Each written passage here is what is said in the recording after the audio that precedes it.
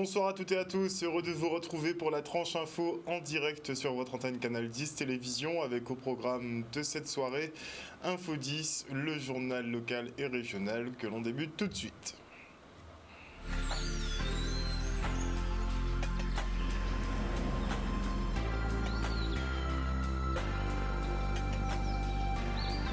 Nous sommes le vendredi 8 octobre 2021 et voici les titres de ce journal.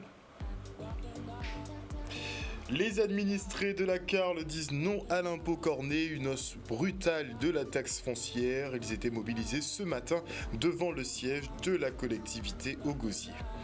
Candidat à la présidence de la Chambre consulaire, José Cadarcan nous présentera sa liste Une CCI qui gagne pour tous. Et enfin, nous parlerons de cette distribution de bananes des producteurs de Guadeloupe, un beau geste en ces temps difficiles.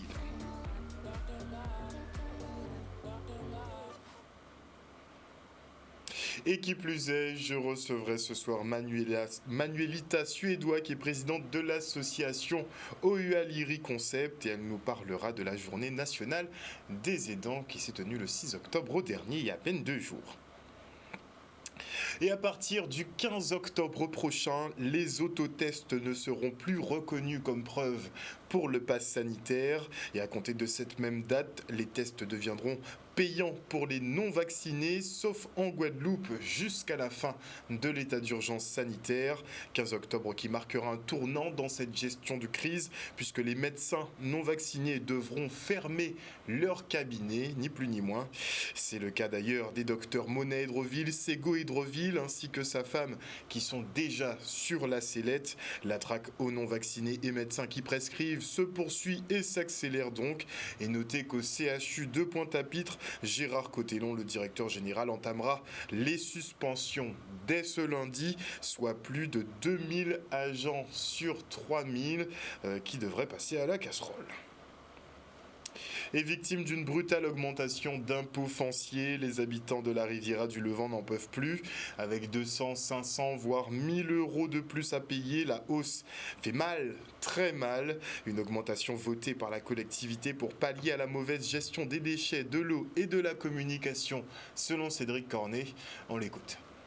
Nous sommes devant le siège de la CARL au Gosier. Nous sommes là aujourd'hui parce que nous avons, pour la plupart, il y en a qui n'ont pas encore reçu, mais pour la plupart reçu nos avis d'imposition et on se rend compte qu'on ne pourra pas tenir. L'augmentation qui peut aller de 200 jusqu'à plus de 1000 euros pour certaines personnes n'est pas supportable. Le contexte ne le permet pas et puis l'augmentation est vraiment trop brutale. C'est parce que nous sommes en difficulté, c'est parce que nous ne pourrons pas payer une telle augmentation que nous sommes là aujourd'hui pour demander l'abrogation de cet impôt qui a été voté le 15 juin par les élus de la CARL. J'ai reçu une taxe foncière augmentée de 1000 euros. Et chaque année, ça augmente, mais disons de 100, 200 à 200, disons 100, 150, 200.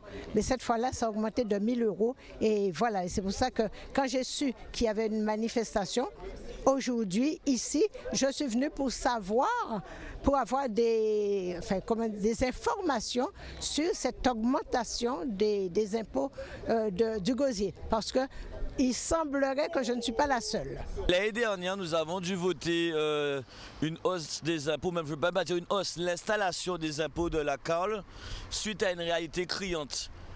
Une gestion catastrophique du passé, notamment 1 million pour la communication qui a été décriée par la CRC et la gestion des déchets où lorsque c'était les communes qui géraient, c'était 12 millions et quand c'est passé à la CARL en 2014-2015, 20 millions. Ça veut dire qu'on a multiplié par 2. Et nous, aujourd'hui, on prend le relais avec la GEMAPI qui est devenue obligatoire dans nos compétences. Et c'est ce que la CRC dit, que les financiers disent, c'est que la CARL ne répond pas à ses compétences. Donc ça veut dire qu'on a beaucoup de compétences qu'on a reçues des mairies, mais on n'a pas reçu l'argent. Et aujourd'hui, l'État nous dit, vous devez accomplir ces compétences, sinon vous allez être sanctionné, pénalisé. Toutes les autres collectivités l'ont déjà fait. Et la mauvaise gestion qui a été aussi, où ils n'ont pas été prévoyants et qu'ils n'avaient pas organisé, sur la taxe d'habitation, tout le monde était à 12%, la CARL était à 0. Et lorsque Macron a retiré la taxe d'habitation, tout le monde continue à toucher 12% et la CARL touche 1%. Qui fait que de toutes les collectivités, c'est nous qui perdons le plus d'argent tous les ans. Et nous sommes dans une situation que si on ne prend pas des mesures, sans compter, et je veux quand même le dire, la dette du SIAG qui va arriver sur nous dans moins d'1 an. Ça veut dire qu'aujourd'hui, tous les habitants de la CARL sont en danger. J'entends beaucoup de démagogie à travers ce sujet, mais lorsque la facture va tomber, on en parlera. Et puis, il y a un dernier sujet, le traitement des déchets. Si on ne fait pas Sinoval, c'est 6 millions que la CARL doit apporter au plus vite, eh bien, l'Union européenne va nous sanctionner et les impôts vont multiplier par 10, par 20, par 30. Parce que l'enfouissement des déchets est interdit par la loi européenne. Donc tout ça, on prépare le futur, on règle le passé. Et malheureusement, nous payons le prix. Je dis bien nous parce que nous payons tous des impôts. Nous payons le prix d'une mauvaise anticipation, d'une mauvaise gestion, d'une mauvaise vision. Et on doit tout rattraper en une seule fois. Cédric Cornet, à qui l'on reproche effectivement d'avoir dit qu'il n'augmenterait pas les impôts et finalement il se retrouve dans l'obligation de le faire et ça a du mal à passer au niveau effectivement de la communauté d'agglomération. Petit focus maintenant sur José Gadarcan qui entre dans la course à la tête de la Chambre de commerce et d'industrie des îles de Guadeloupe. Il conduit la liste Une CCI qui gagne pour tous, qui entend faire gagner tous les corps de métier. Visiblement, il y en a qui mangeaient et d'autres pas. Le reportage. C'est non symbolique parce qu'on avait l'impression que l'ancienne CCI, c'était une CCI pour un certain nombre d'entreprises qui sont à la CCI aujourd'hui. Donc nous avons fait cette liste aujourd'hui. Comme vous avez pu le voir, vous avez vu que pratiquement toutes les catégories professionnelles aujourd'hui sont représentées. Et c'est pour ça que nous avons décidé de faire cette liste et qui s'appelle une CCI qui gagne pour tous. Ça a été révélateur. C'est vrai qu'il ne faut pas voir que le mauvais côté du Covid parce que ça nous a permis de nous mettre ensemble, de pouvoir échanger et de pouvoir monter cette liste et d'essayer de trouver des solutions pour que tout le monde soit représenté à travers cette CCI parce que c'est le rôle de la Chambre de commerce de représenter toutes les entreprises et tous les entrepreneurs. Il n'y a pas, comme je dis, il n'y a pas de petites entreprises ni de grosses entreprises. Il y a des entreprises guadeloupéennes et il faut que toutes les entreprises guadeloupéennes soient représentées au sein de cette CCI. Nous allons parler d'une seule voix. Vous l'avez vu, il y avait des socioprofessionnels qui n'étaient pas représentés à la Chambre de commerce et qui nous ont rejoints. Je parle de l'événementiel qu'on n'en a jamais parlé auparavant, qui n'étaient pas représentés, la restauration, tout ça.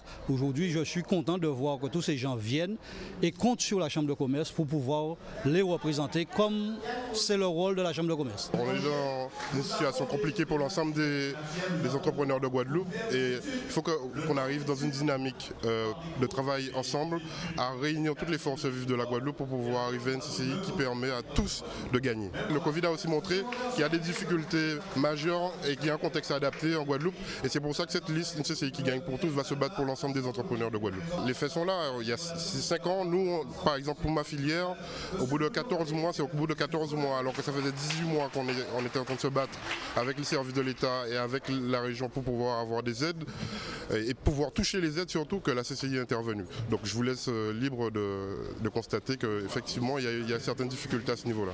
Toutes les entreprises seront représentées. Il n'y a pas un secteur comme c'est le cas actuellement dans l'équipe en place, ce sera tous les secteurs. Et je l'ai dit à certains chefs d'entreprise, il ne suffit pas de mettre un président à la tête de la Chambre de commerce. C'est à ces entrepreneurs à rejoindre, à venir travailler pour faire remonter leurs problèmes et je le redis encore, que la Chambre de commerce puisse remplir son rôle comme elle devrait le faire et comme elle l'a fait dans certains temps. On part pour le lancement de l'opération Odyssea à Gourbert. La municipalité entend développer des projets économiques à l'échelle caribéenne. L'objectif étant de favoriser l'attractivité du territoire en séjour de disette. Le reportage. Le lancement de l'opération Odyssea qui intègre un certain nombre de projets attractifs sur le territoire de Gourbert, dont notamment Rivière-Sens, un quartier où des projets doivent être faits. Mais la nouveauté, c'est ça rentre dans le cadre de l'Inter-EC, un programme inter-Caraïbes, associer les départements de français, notamment Guadeloupe, Martinique, Guyane, mais également avec des régions de la Caraïbe pour nourrir construire ensemble des projets et qui s'intègrent dans l'espace caribéen. Donc c'est une grande nouveauté et qui font appel à plusieurs partenaires dont l'État, la région et également conduit avec la communauté d'agglomération, mais aussi piloté aussi par la communauté d'agglomération Grand et Espace Sud Martinique, voilà, qui est un peu l'initiateur, qui porte ce projet. Et la ville de Gaubert est une des rares communes à s'y associer et qui porte aussi, qui a une débouchée sur la mer et qui permet aussi de donner de l'attractivité au projet que porte Gaubert et qui s'inscrit dans l'attractivité du territoire.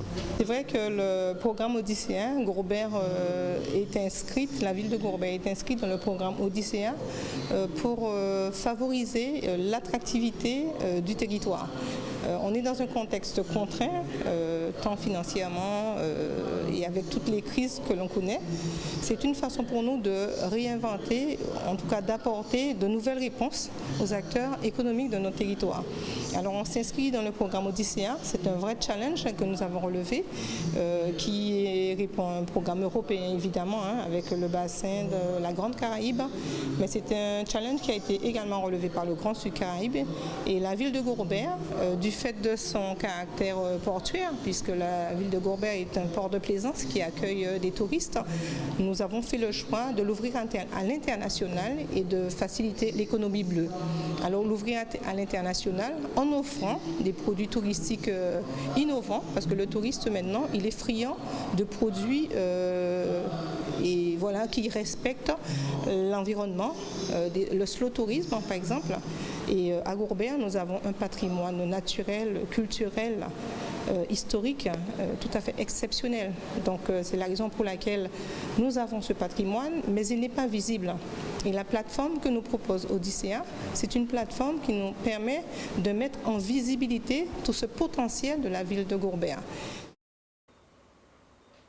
Le jour où on sera conscient de nos potentialités, nous serons tous riches. Et petit focus maintenant sur l'espace parents-enfants de Cap Excellence, un lieu d'échange et de conseils mutuels autour de la parentalité. Vous savez, ce travail à temps plein qui n'est pas évident du tout. Le reportage.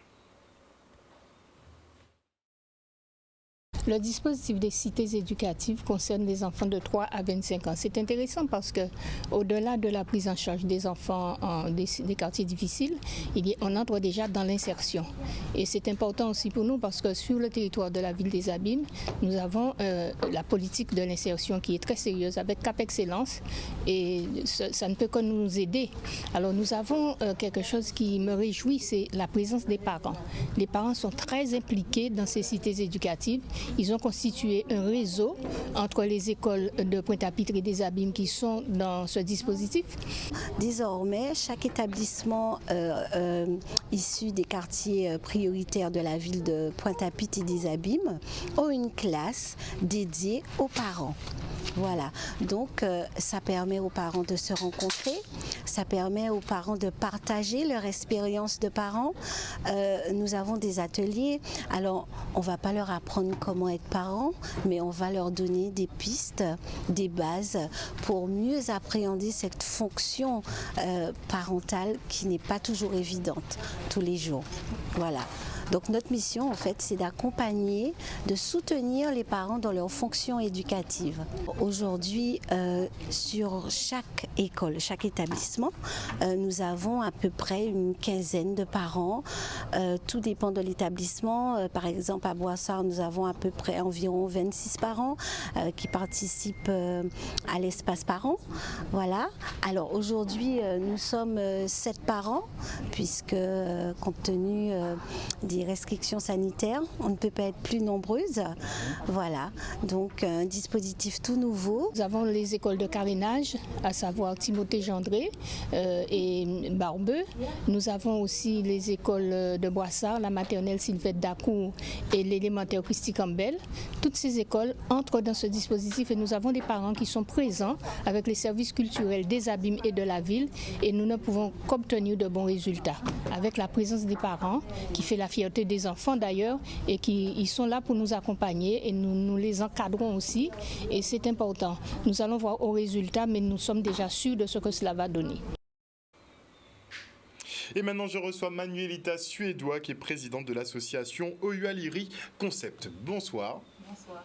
Alors déjà, qu'est-ce que vous faites au sein de cette association? Dites-nous tout. Donc, comme vous l'avez dit, effectivement, je suis présidente de cette association qui accompagne et soutient les aidants. Les aidants qui sont ces personnes qui, naturellement, professionnellement ou par amitié, viennent en aide et accompagnent des personnes, les PSHD, c'est-à-dire les personnes en situation de handicap et de dépendance. Et donc, c'est vrai que du coup, il peut s'agir d'un enfant, d'un parent, d'un voisin, etc. Donc, ces personnes-là ont des besoins, et nous faisons en sorte, mais là, ça fait 10 ans quand même que nous existons. C'est pour ça qu'on a fait une semaine particulière. Donc, par les moyens que nous avons à notre portée, plus les partenaires et les réseaux, nous faisons un maximum pour répondre à leurs demandes et à leurs attentes. Est-ce que cette période Covid, justement, a beaucoup bouleversé vos activités? Oui. Déjà, dès le départ, effectivement, nous avons eu moins d'activités en présentiel. Mais par contre, ça a développé le soutien justement par réseau. C'est-à-dire que même des personnes qui n'étaient pas forcément adhérentes à l'association ont trouvé...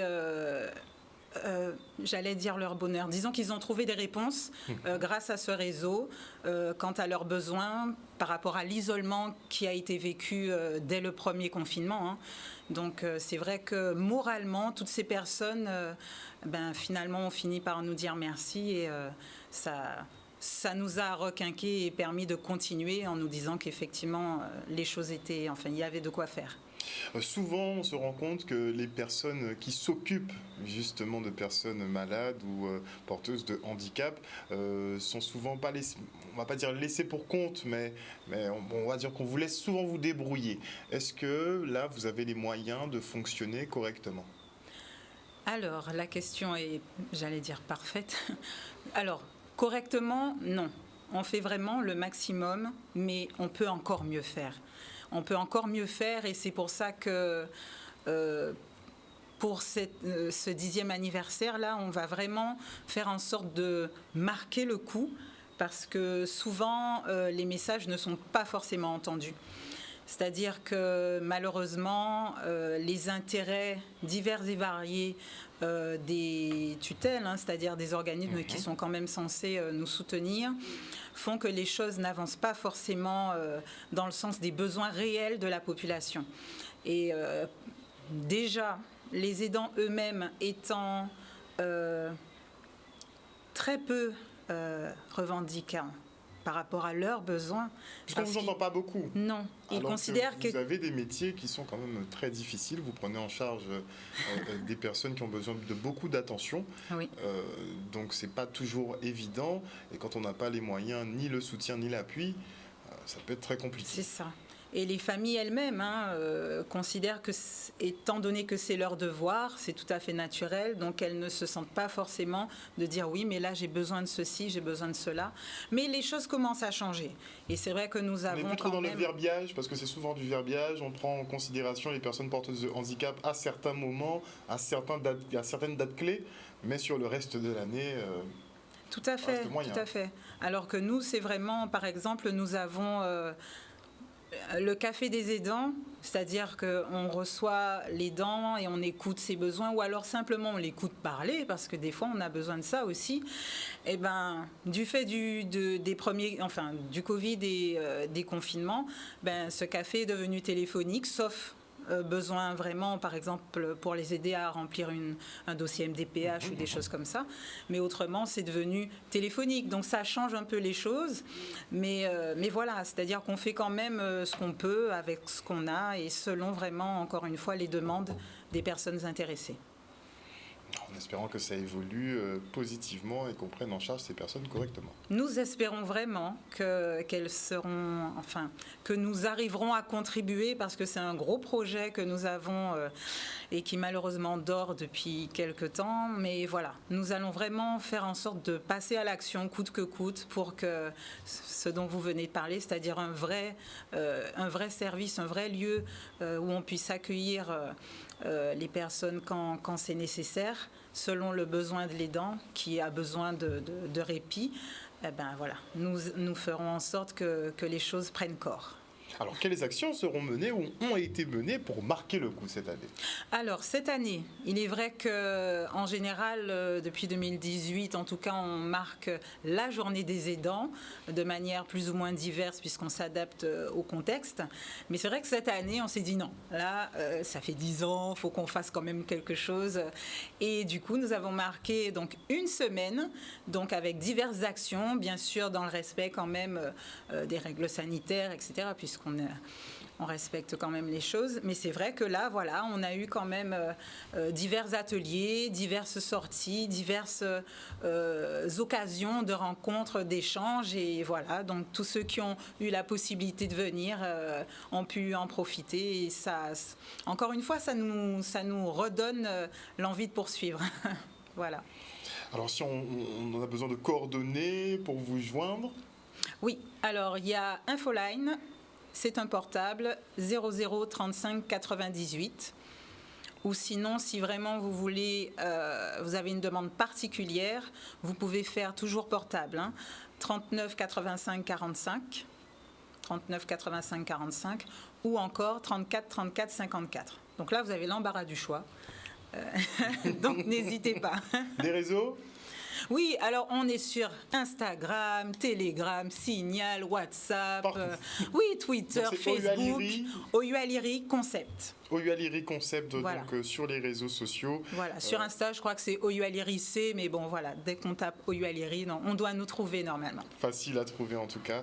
Et merci beaucoup pour le travail que vous réalisez justement au sein de vos associations et aux côtés des familles, parce qu'on ne le voit pas, mais c'est quand même des situations compliquées à gérer quand parfois on est dans une société où pas grand-chose est adapté en fait pour ces personnes, malheureusement. En tout cas, merci beaucoup pour ce que vous faites. Merci à vous. Et 2 jeunes de la mission locale de Guadeloupe sont lauréats du concours Vox Milo et ils vont donc s'envoler pour le festival de Cannes. Dans leur film, les 2 réalisateurs en herbe, Mathis Couvercy et Charlie Pétricien, ont mis en avant des métiers de la mer à travers le chantier naval de carénage. Regardez. C'est une fierté, c'est vraiment une très très grande fierté pour moi d'avoir proposé ce projet 1000 mers à la suite d'un appel à projet de la Fondation Orange pour la mission locale. Donc ce projet a été retenu, il s'appelle 1000 mers et c'était en fait de permettre à des jeunes d'avoir une insertion par le numérique vers le numérique. Je leur ai donné 2 sujets. Le premier thème c'était sur la sargasse et c'est parce que on avait beaucoup de sargasses en Guadeloupe et c'était un thème où on voulait en parler parce que c'était un peu la crise en Guadeloupe par rapport à ça.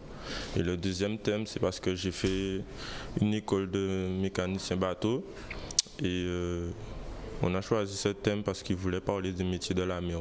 Et comme j'avais déjà une expérience dedans, j'ai décidé de faire ce film-là.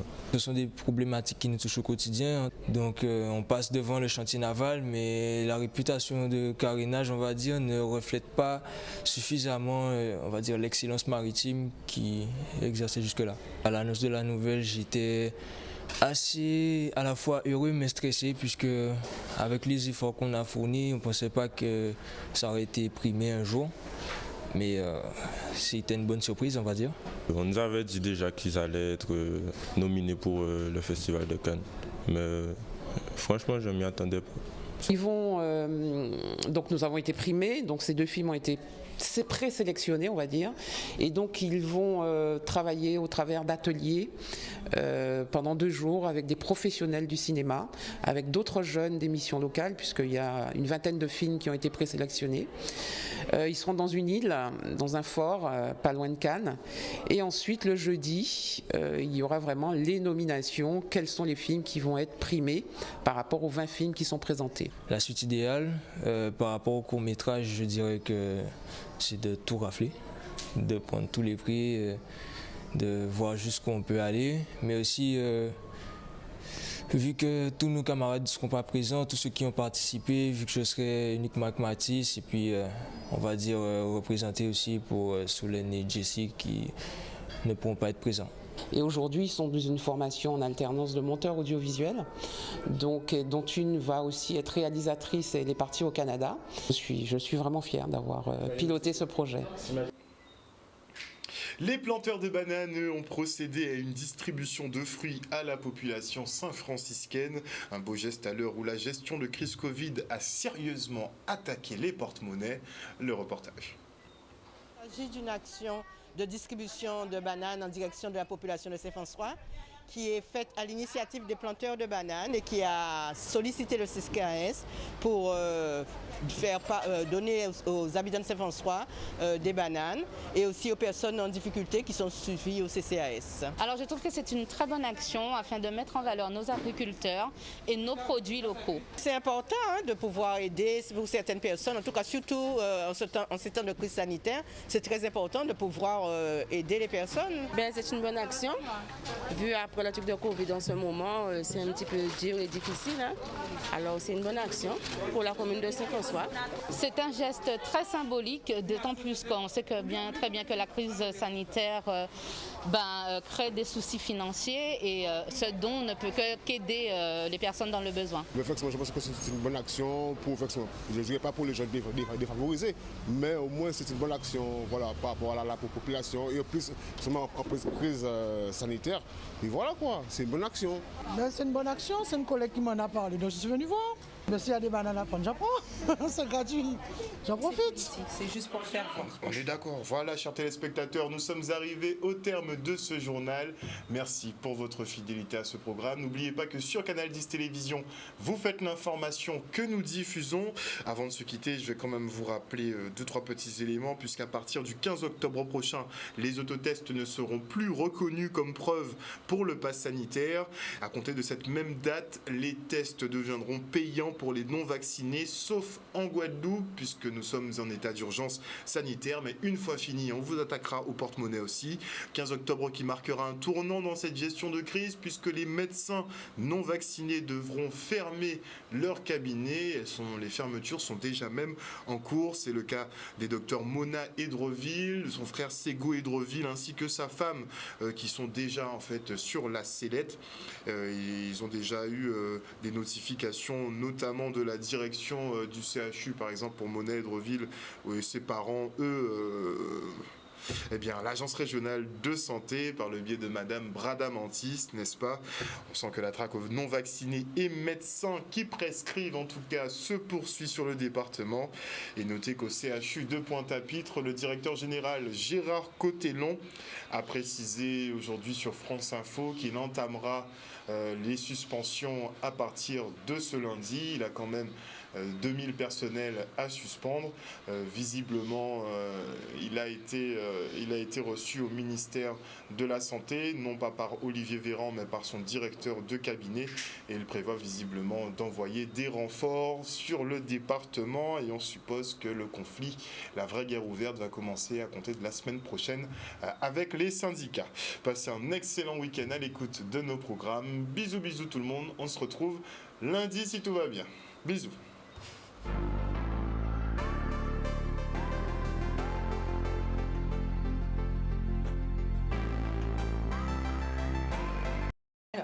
À venir dans la tranche info sur Canal 10, bien la suite du programme.